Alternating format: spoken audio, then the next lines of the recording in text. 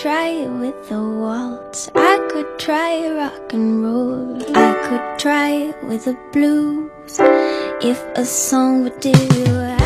Hi, I'm Marit Larsen.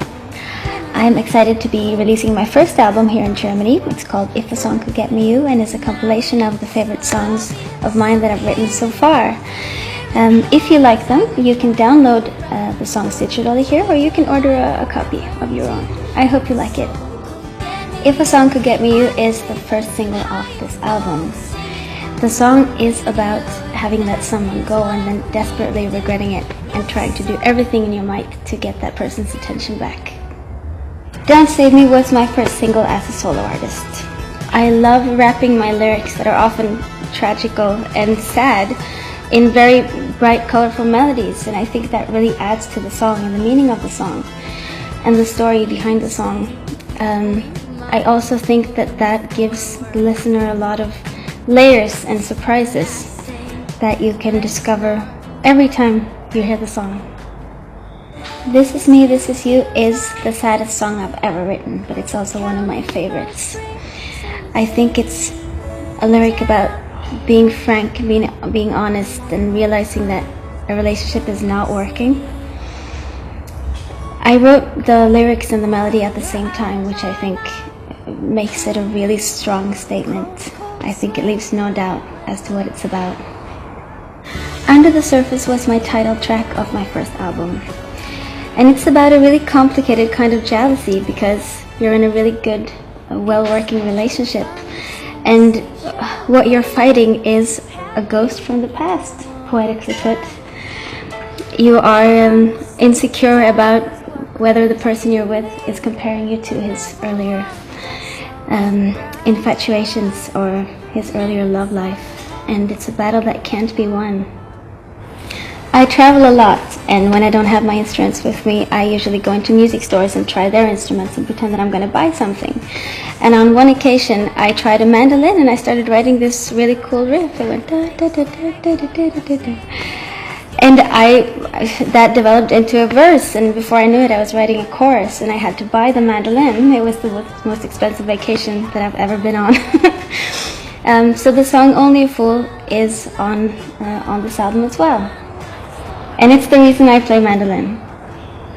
Solid Ground is the oldest song on this album. When I wrote it, I thought it was going to be a really slow, classical style piano piece, but then I started picking up pace and it developed into this pop song.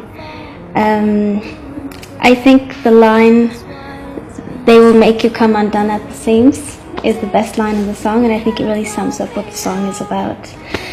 It's my favorite line, and actually, I read that somewhere.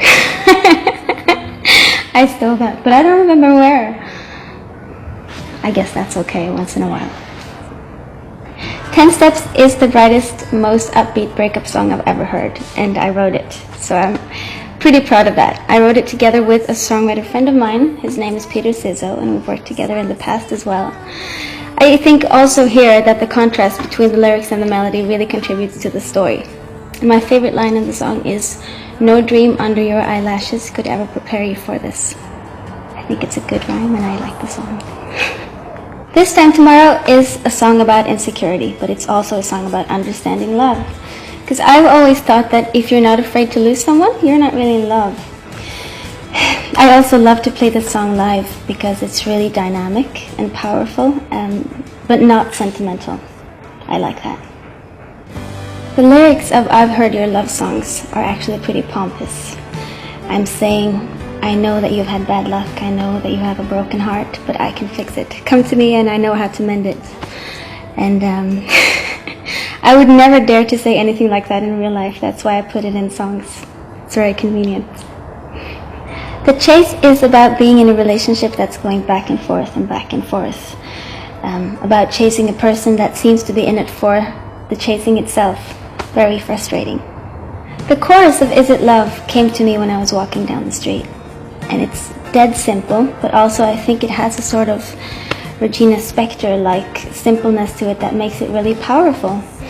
And because of the Tom Petty-ish riff and the Beatles-influenced ending of every verse, we ended up really going all out on this one with a choir and an orchestra and a church organ. It was a lot of fun. I wrote Steal My Heart when I was on the road, and I started playing it straight after, pretty much, and I kept changing little parts, but the lyrics were always the same, and I could feel that the audience were really connecting to these lyrics. And it's such a thrill for me as a songwriter when I feel that people get it the very first time they hear it. So I really like this song. A young, famous and brilliant Norwegian composer made the string arrangement to this last song, Poison Passion, and it still takes my breath away. I really feel that he nailed it, and that the music tells the story just as much as the melody and the lyrics. So I'm really proud of this song. So thank you for listening. I hope you had a good time, and I hope you want to hear the record many times. I hope I can give you surprises along the way.